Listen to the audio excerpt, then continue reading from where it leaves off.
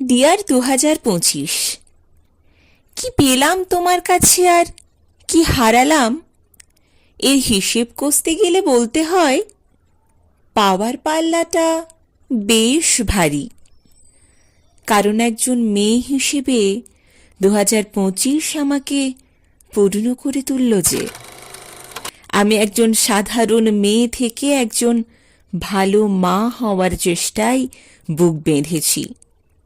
আর হারিয়েছি বলতে ওই সঠিক সময় ঘুম আর খাওয়া।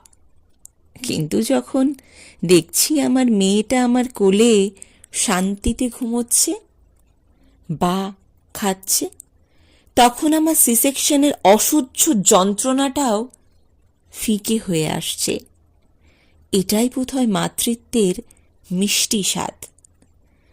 সবশেষে একটাই কথা বলবো, একজন মেয়ে থেকে মা হওয়ার যাত্রাপথ বা পেট থেকে বাচ্চার বুকে আসার গল্পটা অতটাও সহজ নয় বন্ধু। তাই একজন মাকে সম্মান করতে না পারো, অসম্মান করো না। কারণ প্রতিটা মেয়ে যারা মা হয়েছে তারা প্রত্যেকে দেবী দুর্গার অপর রূপ।